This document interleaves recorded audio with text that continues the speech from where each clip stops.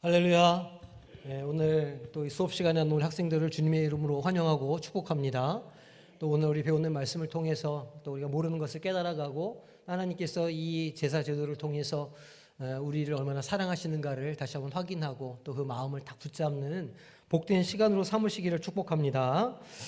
우리 PPT 좀 띄워주시고 우리 숙제 검사부터 좀 해볼까요? 우리 지난주에 암송 말씀 있었는데 다 잘 아는 그는 우리의 화평이신지라. 자, 저를 다 보시고 저랑 눈이 마주치셔야 됩니다. 오늘은 저는 눈을 피하지 않겠습니다. 눈을 다 보시고 자 시작.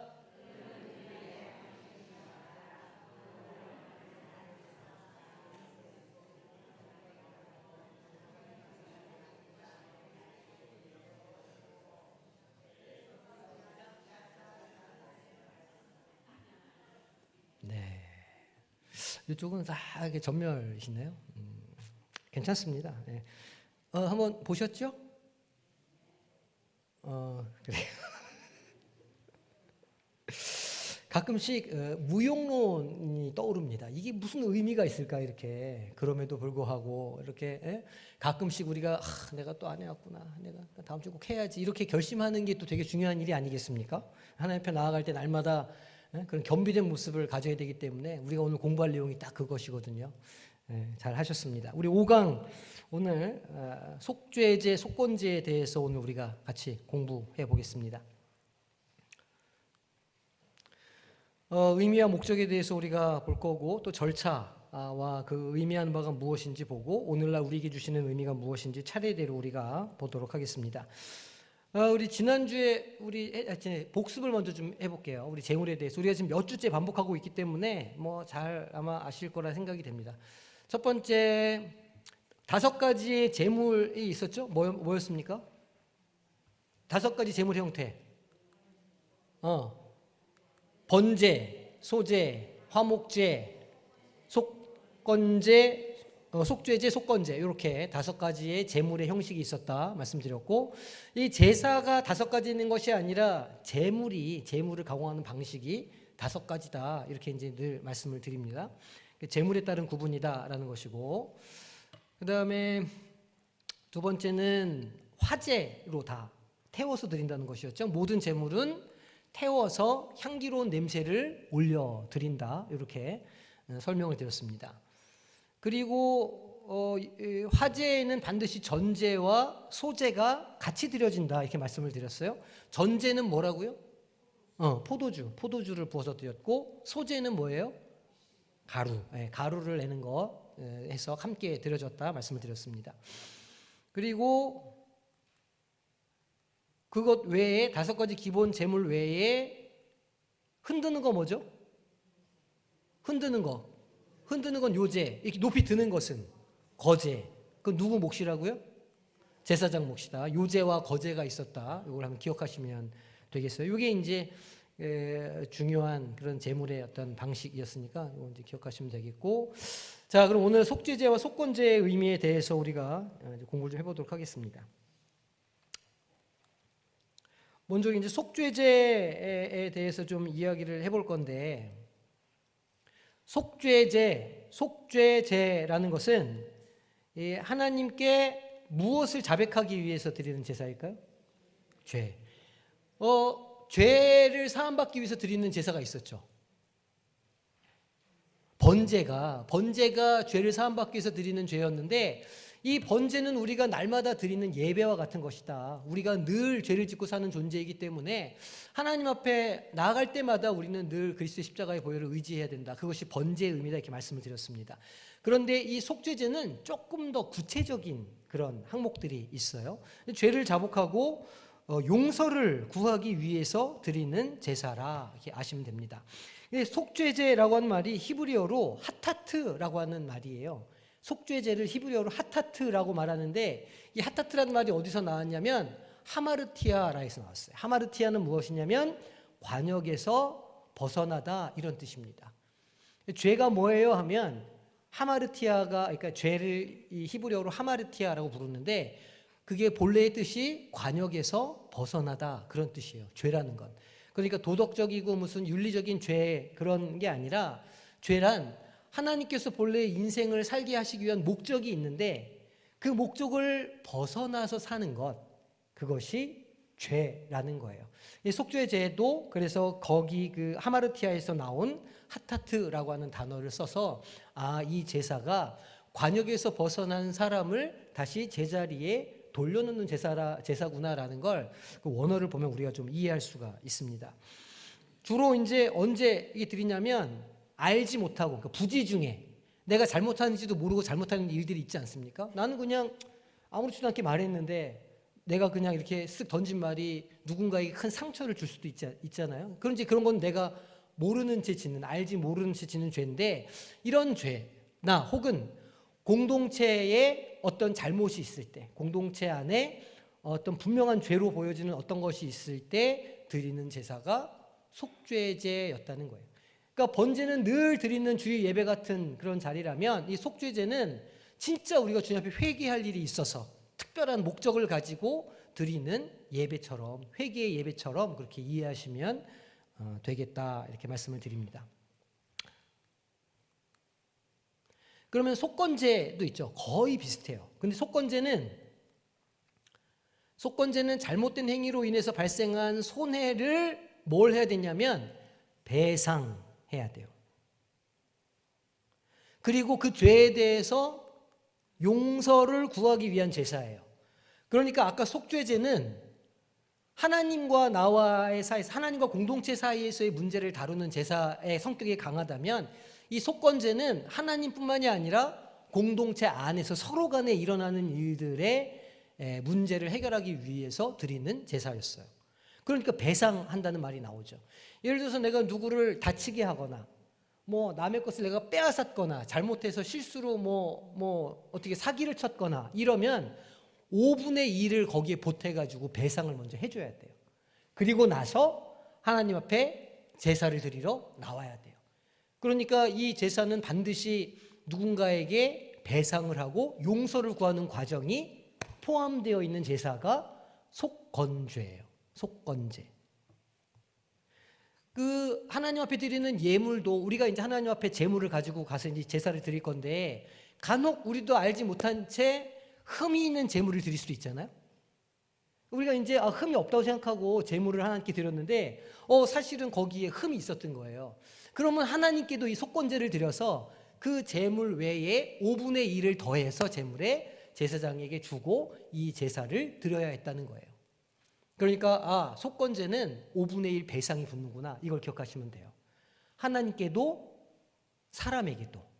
그래서 내가 무엇인가 잘못한 거, 이웃과의 다툼이 있었다, 이웃과의 싸움이 있었다 이렇게 하면 그 화해하고 용서를 구하고 배상할 건 배상하고 하나님 앞에 제사를 드려야 됐다라는 거죠. 그러니까 이 속건제를 드리기 위해서는 내가 만약 누군가 사람과의 관계에 있어서 문제가 있어서 내가 속건제를 드린다 그러면 뭘부터 해야 돼요? 사람과의 관계부터 회복한 다음에 제물을 가지고 제사장에게 가야 되었다는 거예요. 이게 이제 속건제였습니다. 자, 그러면 우리가 부지 중에 저지른 죄나 도덕적인 잘못에 대한 배상과 속죄를 포함하는 것이다, 이렇게 이제 이해를 하시면 되겠어요. 부지 중에 저지른 죄 혹은 내가 도덕적으로 관계에서 어떤 잘못한 것에 대해서 배상하고 속죄를 하는 것이 이 속건제에는 포함되어 있다, 이렇게 이제 보시면 됩니다.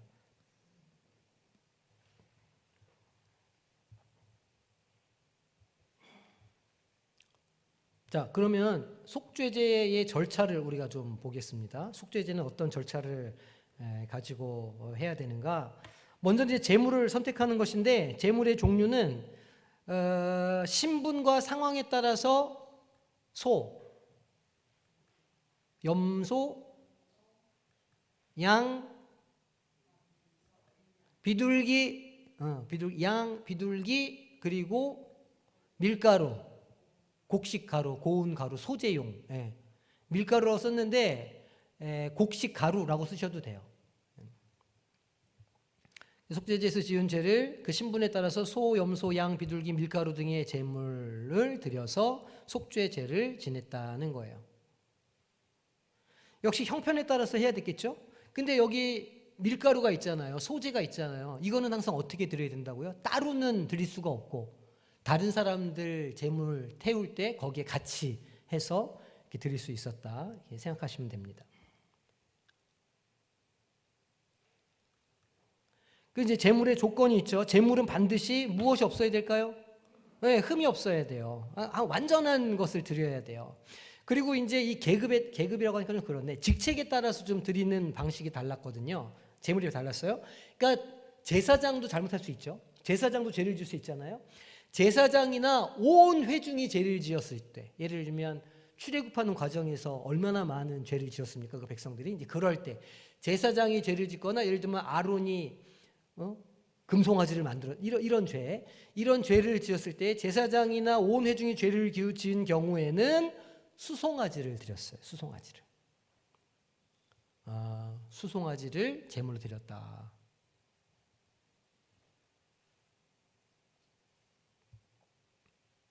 근데 이제 우리가 4장 3절을 보면 이렇게 기록되어 있어요. 만일 기름 부음을 받은 제사장이 범죄하여 백성의 허물이 되었으면 그가 범한 죄로 말미암아 흠없는 수송아지로 속죄 제물을 삼아 여호와께 드릴지니, 이렇게 지금 4장 3절에 레위기 4장 3절에 기록하고 있거든요. 근데 4장 5절을 또 보면 그 제사장이 손가락에 그 피를 찍어 여호와 앞 곧 성소의 휘장 앞에 7번 뿌릴 것이며, 피를 제사장이 찍어가지고 보통은 어디다가 피를 뿌렸죠? 제단 사방에다가 이렇게 뿌렸는데 제사장이나 회중이 잘못해서 이 수송아지를 속죄제로 드릴 때에는 그 피를 손가락에 찍어가지고 어디 가서요? 성소의 휘장. 우리 가보신 분들은 기억나죠? 이렇게 그 성막이 있으면 그 안에 이제 성전 뜰이 있고 그 뒤에 성막이 있어요. 그 성막을 이렇게 휘장이 가리고 있거든요. 그 성막에 가서 거기다가 피를 7번 이렇게 뿌리라는 거예요. 누가? 어느 제사장이? 잘못한 제사장이? 죄를 지은 제사장이? 아니에요. 네. 그 제사장 말고, 죄를 지은 제사장 말고 다른 제사장이 그 일을 대신해 줘야 돼요. 제사장도 죄를 지으면 하나님 앞에 설 수 있다 없다? 없다. 너무 당연한 일이죠. 그러니까 하나님 앞에서는, 하나님의 심판 앞에서는 모두가 다 똑같아요. 이걸 평등하다고 표현해야 될지 모르겠지만 누구나 다 하나님 앞에서 죄를 지었을 때는 회개에 이르는 일이 반드시 필요하다는 거예요. 그러니까 어떤 면에서는 좀 공평하다고 해야 될까요? 이렇게 할 수 있죠. 자, 그리고 지도자가 그렇게 이 부지 중에 잘못했을 때에는 숫염소를 드린다. 그러니까 형편 따라서는 그냥 암수 구분이 없이 그냥 형편 따라 드리면 됐는데, 대제사장이 죄를 지었을 때는 수송아지를, 지도자가 잘못했을 때에는 숫염소를, 평민이 잘못했을 때는 암염소를 드리게 되어 있었어요. 또는 그렇죠, 암양을 드리게 되어 있어요. 이 하나님께서 이걸 왜 이렇게 복잡하게 해놓으셨는지 잘 모르겠는데 어쨌든 이 율법상으로는 그렇게 지금 규정해 놓고 계신다. 요거를 기억하시면 좋겠어요. 자, 그러면 이 속죄제를 어떻게 그러면 그 이후에 진행을 하느냐, 안수하고 도살하느냐. 예배자는 제물의 머리에 손을 얹어서 뭘 하죠? 네, 죄를, 누구의 죄를? 자기의 죄를, 그죠? 자신의 죄를 제물에 전가해요. 예배자가 전가한 다음에 어떻게 할까요? 제물은 누가 잡아요? 죄진 사람이. 그 제물을 끌고 간 사람이 이제 도살을 하는 거예요. 그리고 제사장은 제물의 피를 가져다가 이제 이렇게 여러 가지 이제 일들을 하게 되는 거죠. 그러면 이제 그 피를 어디에 뿌리는가? 그 다음에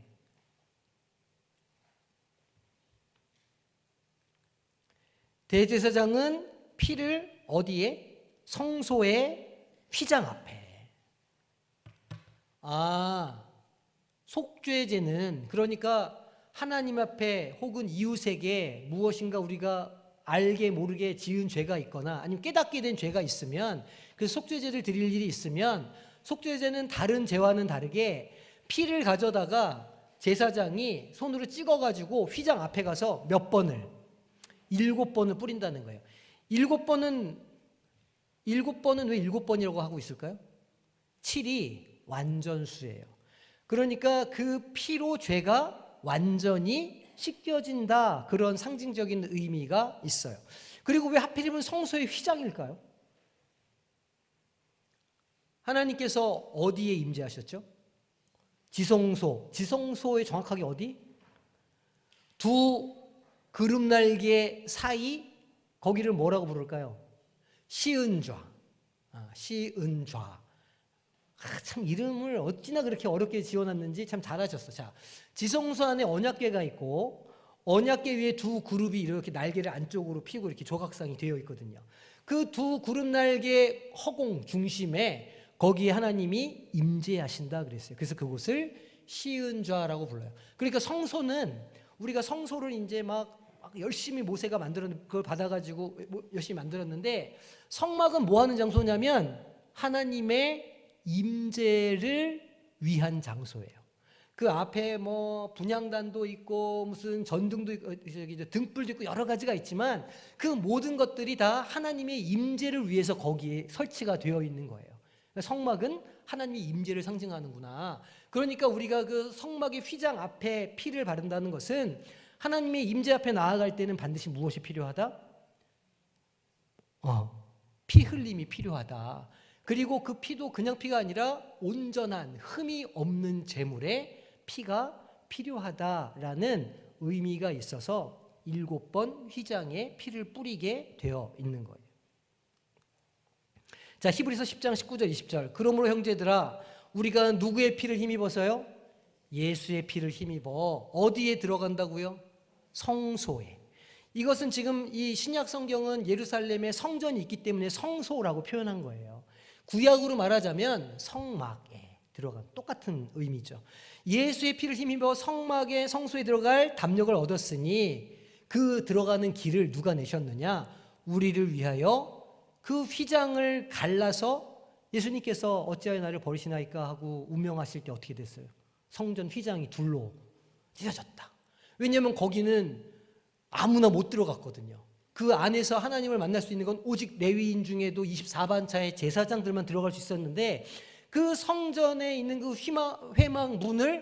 회막을 반으로 쪼개셨어요. 그리고 그 가운데로 길을 내셨어요. 열어놓으신 새로운 무슨 길이라고요?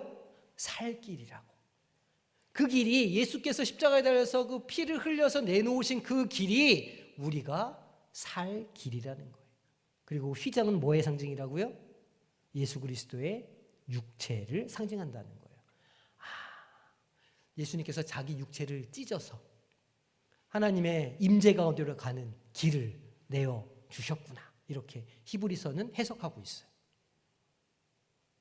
히브리서를 누가 썼느냐 되게 논쟁이 많아요. 바울이 썼다고 하는 고전적인 학자들도 있고, 아니다, 제3의 인물이다 말하고 하는 학자들이 있어요. 어쨌든지 간에 이 히브리서를 기록한 저자는 굉장히 구약의 율법에 통달한 사람일 뿐만 아니라 이 예수 그리스도에 관련된 신학에도 정통한 사람이었구나라는 걸 알 수 있어요. 그래서 레위기와 그러니까 구약의 레위기, 구약의 율법과 그 다음에 예수 그리스도의 사역을 신학적으로 아주 단단하게 연결해 놓는 서신서가 히브리서예요. 그래서 우리가 이제 레위기가 끝난 다음에 다음 학기에 뭘 공부하겠다고요?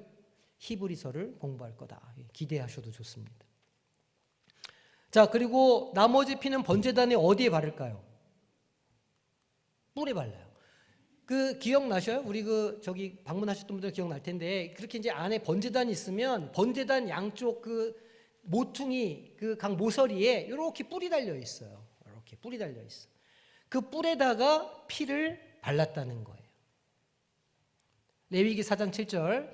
제사장은 또 그 피를 여호와 앞 곧 회막 안 향단 뿔들에 바르고 그 송아지 피 전부를 회막 문 앞 번제단 밑에 쏟을 것이며. 회막 안에 들어가 보면 향단 뿔들이 있거든요. 회막 안에도 그 금 향단이 있어요. 거기다도 바른다는 거예요. 그리고 나머지 피는 번제단 아래 온전히 다 부어 버린다는 거예요. 피를 싹 번제단 밑에다 붓는다는 거예요. 그게 무슨 의미일까요? 예수 그리스도께서 우리를 위해서 그 피를 다 흘려주셨다는 것을 상징적으로 보여주는 거예요. 뿔의 피를 바른다는 건 용서의 의미가 있어요. 그래서 우리 구약성경 보면 가끔씩 도망가다가 막 그 번제단 뿔 잡고 그래요. 왕들이 뿔을 막 잡는 거야. 왜냐하면 자기가 구원받았다는 거죠. 나를 용서받았다 이렇게 이제 주장하고 싶은 거예요. 그래서 막 뿔을 잡는 장면이 성경에 나오기도 해요. 자, 그러면 그렇게 핏뿌림은 죄의 속죄와 정결함을 의미하죠. 하나님의 진노를 가라앉히고 죄를 사함받는 과정이 그 피를 뿔에 바르고 붓고 하는 과정에 포함되어 있어요. 출애굽기 12장 13절 가보면 거기 이제 이 패스오버 유월절에 대해서 기록하고 있거든요. 내가 애굽 땅을 칠 때 그 피가 너희 사는 집에 있어서 너희를 위하여 표적이 될지라. 피를 어디다 바르라고 그랬어요, 하나님께서? 문설주에. 문이 이렇게 있으면 문설주에 문에다 바르라는 거예요, 피를. 입구에다가 피를 바르라는 거예요. 그래서 하나님의 진노의 영이 지나갈 때 그것이 발라져 있는 문은 어떻게 한다고요? 넘어간다고. 안 발라져 있으면 그 집에 들어가서 첫 생명을 거두어 가신다는 거예요. 너희를 위하여 표적이 될지라. 내가 피를 볼 때에 내가 너를 넘어가리라 하면 재앙이 임하지 않죠. 그러니까 우리가 예배 가운데 나아갈 때는 늘 뭐를 발라야 돼요? 그리스도의 보혈을 발라야 돼요. 뭐 우리가 직접 뭐 피를 들고 가서 이렇게 보셨죠? 이렇게 바를 건 아니지만 늘 우리 마음 가운데 오늘도 예배 가운데 나아갈 때 성전을 찾아서 하나님을 경배하고 예배하기를 원할 때 주님 제 마음을 보혈로 씻습니다. 씻어 주시옵소서. 내 더럽게 살아온 입을 주님의 보혈로 씻습니다. 내 생각을 씻어 주시고 내 몸을 씻어 주시고 내 손과 발을 씻어 주시옵소서. 이렇게 기도하는 게 속죄제라 할 수 있는 거죠. 오늘 나오실 때 그렇게 기도하신 줄로 믿습니다. 하나님 앞에 나올 때는 늘 이 피 바름이 있어야 된다. 한편으로는 참 기독교가 괴상한 종교예요. 무슨 종교가 맨날 막 피를 뿌려라, 막 발라라, 뭐가 좀 끔찍하잖아요. 성찬도 내 살을 먹어라, 내 피를 마셔라. 그 초기에 많은 그 이방인들이 이거 진짜 피를 먹고 살을 먹는 줄 알았다는 거 아닙니까? 식인 풍습이 있는 종교다 이렇게 말할 정도로 우리는 늘 이걸 경험하니까 잘 모르시는데 이거 안 믿는 사람들이 이렇게 보면 거참 희한한 종교일세 이렇게 얘기를 정육점도 아니고 날마다 피 잔치가 벌어지는 거예요. 이게 하여간 우리 가만 생각해 보면 이 피가 얼마나 우리 기독교에 있어서 중요한 것인가를 우리가 생각할 수 있습니다. 자, 죄사함을 받는 과정을 상징하는 것이 핏뿌림이다 말씀드렸고요. 자, 그럼 나머지는 이제 어떻게 하느냐? 자, 제가 거기 기름과 내장 태움이라고 해놨죠. 거기에 내장은 빼세요. 제가 잘못 적었어요. 내장은 빼요. 기름만 태우는 거예요. 기름을 태움, 기름의 태움. 그러면 두 번째 어떻게 하느냐? 제물의 무엇은? 기름은, 내장은 아니에요. 제물의 기름은 번제단 위에 태우고 뭐랑 비슷하죠? 기름만 태우는 제사 뭐였어요? 나머지는 다 먹어. 우리가 같이 모여서 먹어. 화목제였죠. 똑같아요. 기름은 번제단 위에 하나님께 흠양하는 것으로 태워요. 그러면 나머지 모든 그 부속 고기들은 어떻게 할까? 안 먹어요. 왜냐하면 이거는 속죄를 위한 제물이에요. 레위기 4장 11절 12절 그 수송아지의 가죽과 그 모든 고기와 그것의 머리와 정강이와 내장과 똥 곧 그 송아지의 전체를 진영 바깥에 버리는 곳인 정결한 곳으로 가져다가 불로 나무 위에서 사르되 곧 재 버리는 곳에서 불사를 지니라. 그 속죄제에 가지고 온 나머지 모든 고기들은 누가 먹는 게 아니에요. 그거는 이제 하나님께서도 못 받으셔. 죄로 인한 것이니까. 그래서 그거는 다 모아다가 진영 바깥으로 나가요. 출애굽할 때 보시면 성막을 중심으로 네 지파가 텐트를 치고 쫙 이렇게 진을 치거든요. 그 바깥으로 나가라는 거예요. 요즘에 거리로 따지면 한 4, 5km 정도 나가야 된다고 그래요. 그 정도 거리를 나가는 거예요. 그 누가 가지고 나갈까요? 죄 지은 사람이, 예배자가 그럼 이제 그 고기 다 챙겨가지고 끌고 가든 메고 가든 지고 가든 그거를 가지고 진 바깥으로 나가는 거예요. 그래서 그곳에서 그 제단에서 나오는 그 나머지 물건들을 버리는 곳까지 가서 거기에서 다 태워서 없애라는 거예요. 그것들을 다. 그러면 왜 진 바깥에까지 그걸 가지고 가게 하셨을까요? 그 죄가 그 공동체 안에 조금이라도 남아있으면 안 되기 때문에 상징적으로 그 속죄 제물을 다 진영 바깥으로 가져가서 태우도록 만들었다는 거예요. 이제 제가 죄를 지었어요. 그러면 생각을 해보세요. 죄를 지었으면 이제 제물 하나 가지고 가야 되잖아요. 수송아지, 수양 이런 거 끌고 가요. 가서 안수하고 자기가 잡아야 되잖아요. 잡아요. 막 잡아. 그리고 이제 제사장한테 피를 갖다 주면 제사장이 피를 여기 뿌리고 저기 뿌리고 나머지 이렇게 붓고 이렇게 해요. 나머지 고기 다 해체하잖아요. 다 해체해가지고 어떻게 해요, 이제? 기름 다 걷어가지고 제사장 줘요. 그럼 제사장이 기름을 번제단에 태워서 향기로운 냄새를 올려드려요. 그럼 이제 나머지 고기를 어떻게 해요? 다 챙겨가지고 이제 한 5km 걷는 거예요. 여기서 5km 걸어가면 어디냐면 저기 해양대 앞입니다. 여기서 5km면 5km를 제가 거기 뛰어다니니까 알지 않겠어요? 해양대까지 그 고기를 바리바리 싸들고 가는 거예요. 가는 시간 내내 무슨 생각을 할까요? 내가 진짜 다시는 죄 짓지 말아야지. 안 그랬을까요? 그 더운 날도 있었을 거고 추운 날도 있었을 건데 비 오는 날도 있었을 거고 그러면 이제 그거 가지고 5km 가는 거예요. 5km 가려면 1시간 걸어야 되잖아요. 그죠? 1시간 더 걷는 분들도 있어요. 1시간 한 20분? 천천히 걸으시면 1시간 반도 걸어가셔야 돼요. 5km 걸으려면. 가가지고 이제 태우고 또 어떻게 해요? 또 걸어와야죠. 왕복 몇 킬로다? 12,000보 걸으시면 됩니다. 12,000보. 3시간 걸려요. 갔다가 오는데. 그러니까 이게 속죄제는 구약시대에는 내가 속죄를 한번 하려고 그러면 굉장히 짜쳤던 거예요. 내가 다시는 죄를 짓지 말아야지 이렇게. 근데 얼마나 감사합니까 우리는. 주님께서 단번에 우리의 제물이 되어주셨어요. 그래서 주님 앞에 나아갈 때 예수 그리스도의 보혈로 나를 씻어주시고 용서해 주시옵소서. 내가 그 피를 믿습니다. 이렇게 한마디만 하면 우리의 죄가 씻어진다. 12,000보 안 걸어도 된다. 정말 감사한 일이죠. 자, 그리고 또 재미있어요. 보시면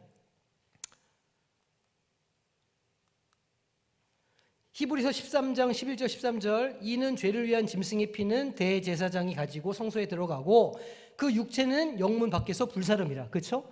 그 육체라는 건 고기 덩어리를 말해요. 영문 밖에서 불사름이라 이렇게 말하고 있습니다. 여기서 말하는 영문은 그 예루살렘 성에 있는 영문을 말하는 거거든요.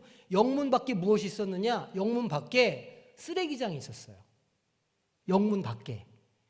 그러니까 영문 밖에 그 제물 다 하고 난 그런 모든 오물들을 영문 밖에다가 다 내버렸거든요.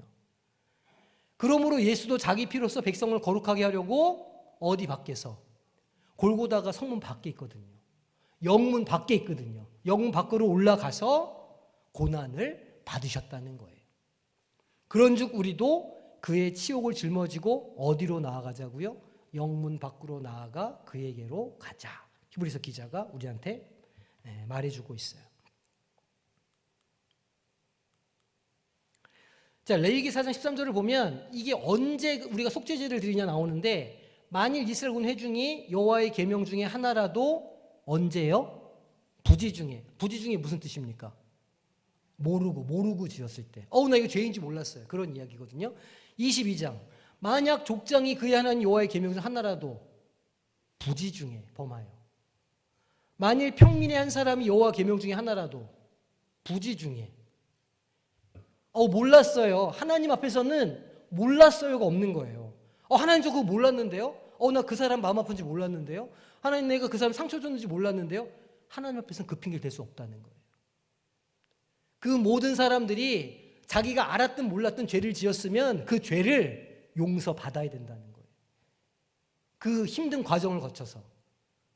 그래서 몰랐어요가 없다, 교회 안에서는. 그냥 다 제가 잘못했습니다, 제 탓입니다 해야 된다. 난 몰랐는데 난 상관없는데? 그렇게 하면 자기만 빠져나가는 거 아니에요? 그럴 수 없다는 거예요, 교회 공동체는. 교회 공동체의 죄는 곧 나의 죄다. 이게 이 공동체를 하나로 만들고 결속시키는 힘이 되는 거죠. 뭐는 하나님 앞에서 핑계댈 수 없다? 몰랐어요, 없다. 몰랐어요, 저는 몰랐어요. 아무런 의미가 없습니다. 하나님 앞에서 핑계댈 수 없습니다.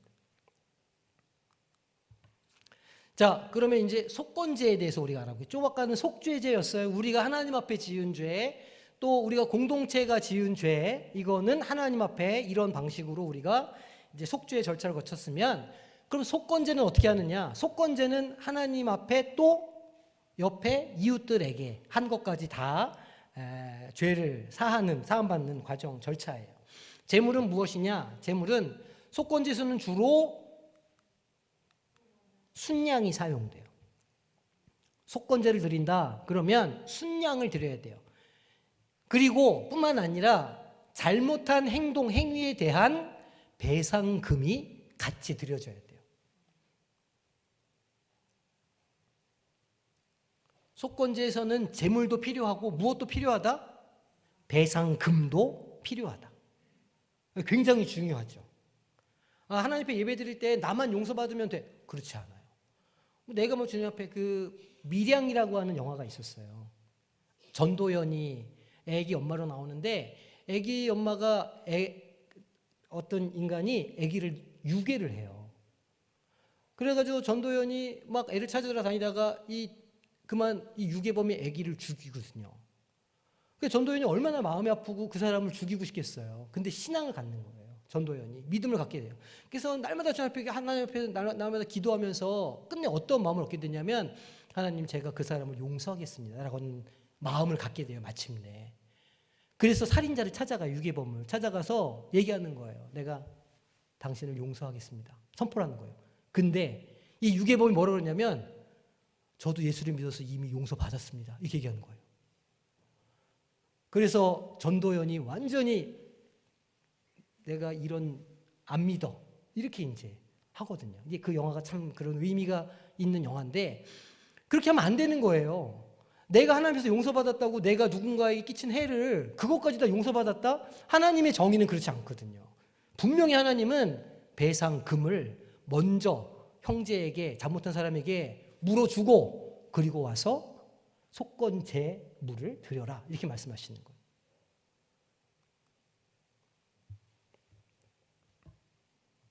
자, 배상과 제물을 어떻게 드리느냐? 죄를 지은 사람은 손해를 입힌 내 사람에게 먼저 무엇을 지불한다고요? 배상금을 얼마? 5분의 1. 5분의 1을 더해서, 내가 저 사람한테 이제 상해를 입혔어요. 그래서 100만 원 정도의 이 비용이 발생했어요. 그럼 내가 100만 원을 주고 거기 5분의 1이니까 얼마예요? 20만 원을 더해서 더 주라는 거예요. 이렇게 해야 정의롭다는 거예요. 이렇게 해야 맞는 거라는 거예요. 하나님께서는 그렇게 말씀하시는 거죠. 그리고 나서 그 후에 속건제를 드리게 하셨어요. 이 배상은 타인에게 끼친 손해를 회복하는 과정이어서 정의와 화해를 의미해요. 오늘 우리가 처음에 마태복음 말씀 읽었는데, 제물을 드리려다가 뭐가 생각이 나면 형제와 관계가 불편해. 싸웠어요. 아직도 마음에 여기 응어리가 남아있고 막 분이 가득 차 있어. 그렇게 하지 말라는 거예요. 예배를 드려야 되면 그 형제와 가서 화해를 해라. 먼저 풀어라. 그러면 내가 풀어줄게. 그 얘기하시는 거거든요. 주기도문에 하나님께서 우리를 용서해 주신 것처럼, 그죠? 우리도 누군가를 용서하라고 우리는 날마다 기도하잖아요. 주기도문으로. 똑같은 이야기죠. 타인에게 손해 끼쳤다 그러면 정의와 화해를 먼저 실현하고 실천하고 하나님 앞으로 나와라, 얘기하시는 거예요. 그러면 그 이후에 이제 과정이 어떻게 되느냐? 배상 후에 제물이 도살되죠. 그 예배자가 제물을 도살해요. 제사장은 그 피를 어디에 뿌리는가? 번제단 주위에 뿌려요. 번제단 주위에. 그렇게 되면 속죄가 이제 이루어지는 거예요.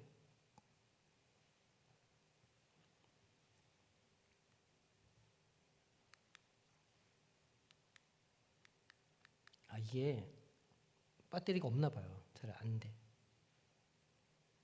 자, 그러면 이게 오늘날 우리에게 주는 교훈이 있을 겁니다.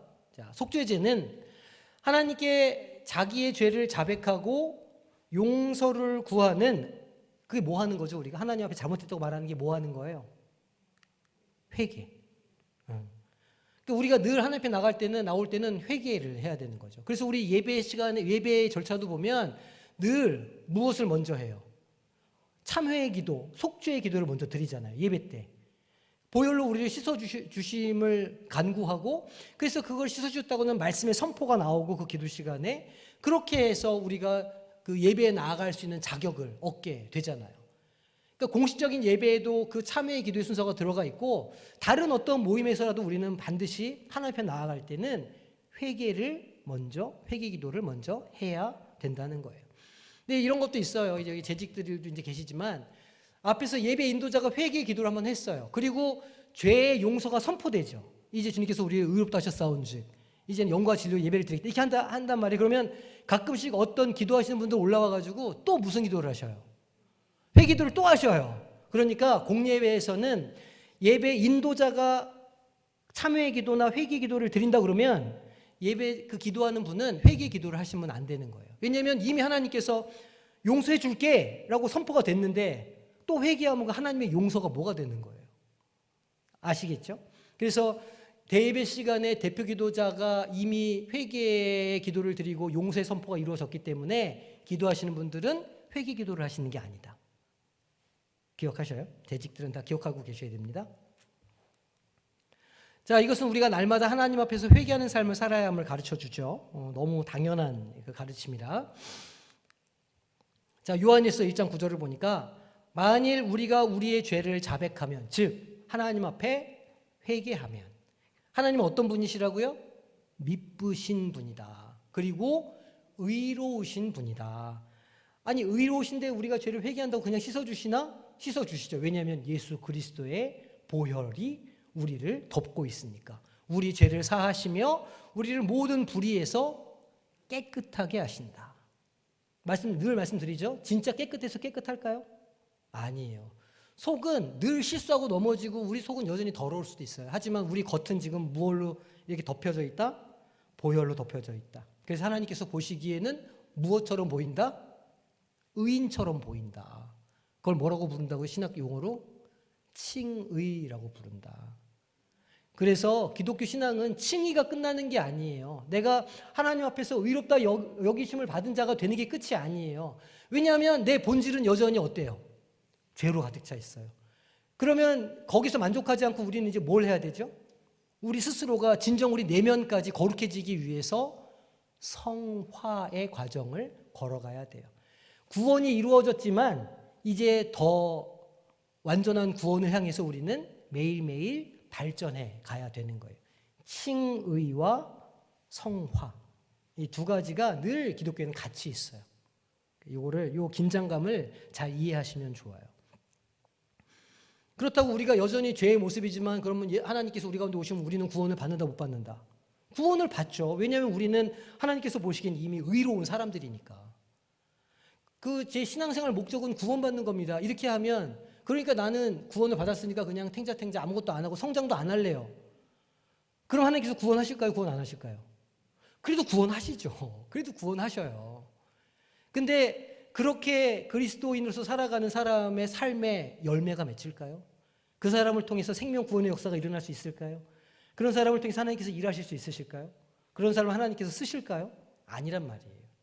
그러니까 날마다 우리는 그렇게 성장해가는 노력이 필요하다. 그래서 예배 가운데 나갈 때 날마다 우리 뭐 해야 된다? 회개하고 내가 다시 이렇게 하지 말아야지 뉘우치고 그렇게 하지 않으려고 하는 노력이 뒤따라야 된다는 거예요. 이는 우리가 날마다 하나님 앞에서 회개하는 삶을 살아야 함을 가르쳐 주고요. 속건제는 잘못된 행위에 대해서 배상하고 이것을 통해서 관계를 어떻게 하라는 거예요? 관계를 회복하라는 거예요. 하나님과 이 관계를 제대로 잘 맺고 싶으면 수평적인 관계도 잘 맺으라는 거예요. 난 저 사람 싫은데, 난 공동체 안에서 저 사람 보기 싫은데, 이렇게 해서 관계 딱 끊어버리면 하나님께서도 하늘에서 매신다는 거예요. 땅에서 매면 하늘에서도 매시고, 땅에서도 풀면 하늘에서도 풀린다. 우리가 땅에서 이 수평적인 관계를 맺고 있으면 하늘에서도 안 풀리는 것이거든요. 우리가 예수 그리스도를 닮아가서 땅에서 매인 것들을 풀 때에 하늘에서 풀리고 하늘 문이 열리고 의의 빗줄기가 우리에게 내려온다. 그럼 그렇게 찬양하지 않습니까? 그러니까 이 땅에서 풀고 땅에서 화해하는 것이 정말 중요한 일이구나. 정말 중요한 일이에요. 왜냐하면 그것이야말로 예수 그리스도의 그 삶을 실천하는 것이고 닮아가는 것이기 때문에 생각해 보세요. 내가 아직 안 풀고 있는 사람들이 있나 이 땅에서? 있으십니까? 내가 아직 안 풀고 있는 사람이 있나 땅에서? 생각해 보시고 뭐 하셔야 돼요? 푸시라고요. 풀으세요. 마음을 풀어. 내 마음이 풀려야 하늘도 풀리고 은혜가 온다 나에게. 이걸 딱 기억하세요. 현대사회에서 책임 있는 행동과 정의로운 삶을 살아가야 한다는 것을 상기시켜 준다는 거죠. 배상을 해야 되는구나.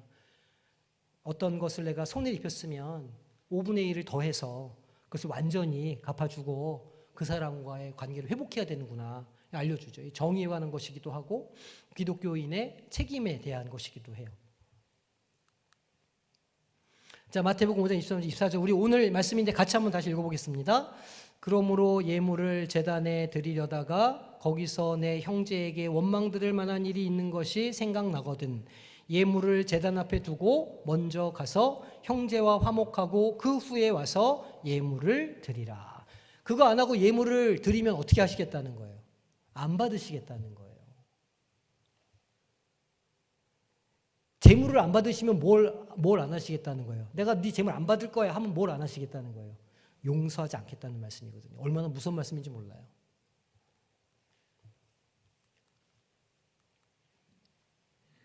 자, 그러면 오늘날 우리의 언어로 다시 한번 바꿔서 생각해 보겠습니다.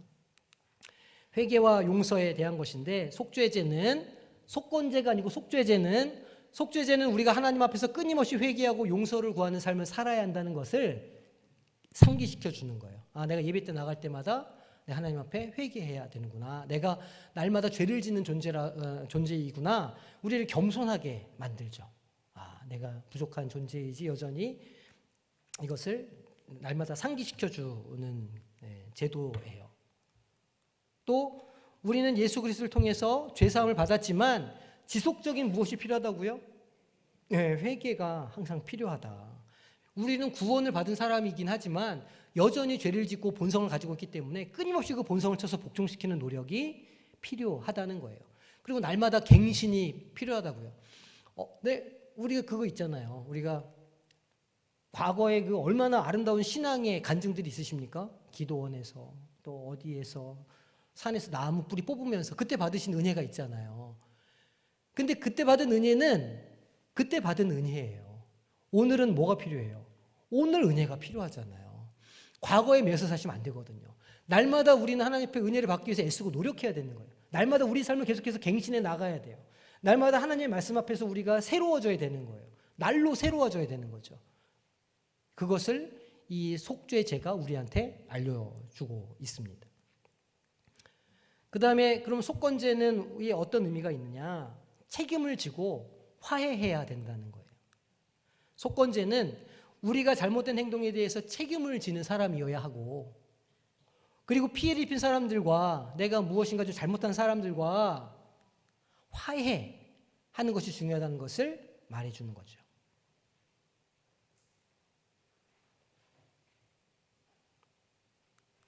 그래서 현대사회에서 우리는 어떤 삶을 살아야 될까요? 정의로운 삶을 살아야 돼요. 공평하게 해야 된다는 거예요. 공정하게 하고 공평하게 해야 된다는 거예요. 정의로운 삶을 살아야 되고 타인과의 관계에서 화해를 추구하며 살아야 된다. 평화를 추구하며 살아야 된다. 이렇게 쓰셔도 돼요. 샬롬을 추구하면서 살아야 된다는 거예요. 자, 에베소서 4장 32절 보니까 서로 친절하게 하며 불쌍히 여기며 서로 무엇하기를요? 용서하기를. 하나님이 그리스도 안에서 우리를 어떻게 하신 것처럼 하라고요? 용서하신 것처럼 하라고. 하나님께서 우리를 어떻게 용서해 주셨죠? 자기의 사랑하는 독생자를 제물로 주셨어요. 그래서 그 제물의 피를 흘려서 우리가 그 피로 죄 씻음을 입었어요. 그러니까 얼마나 놀라운 사랑입니까? 그런데 그렇게 용서하라는 거예요. 자기의 가장 소중한 것을 내어주시면서 용서한 것처럼, 용서받은 것처럼 너희들도 그렇게 누군가에게 손해를 볼지언정 혹은 여전히 억울한 마음이 있을지언정 용서하라는 거예요. 화해하라는 거예요. 그리스도 안에서 너희를 용서하심처럼 서로 친절하게 하고 긍휼의 마음을 가지고 대하고 서로 용서해주고 받아줘라는 거예요. 그렇게 다 받아주는 우리 성도님들, 학생들이 되시기를 소망합니다. 우리가 진짜 그런 공동체가 됐다고 생각해 보세요. 얼마나 교회가 재미있겠어요.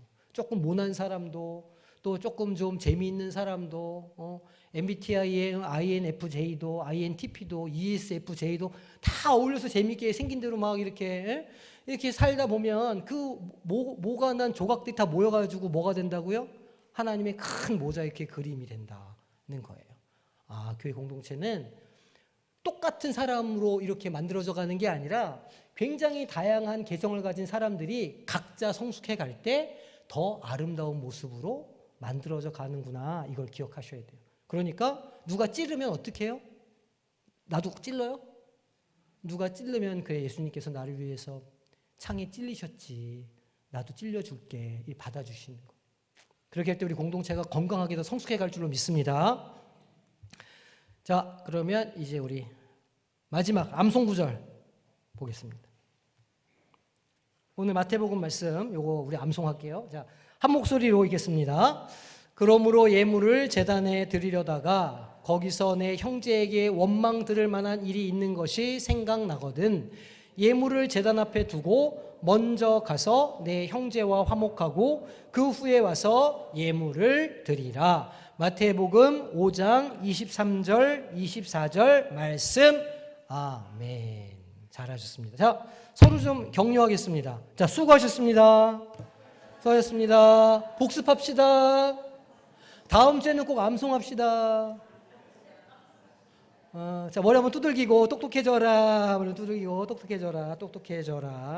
잘하셨어요.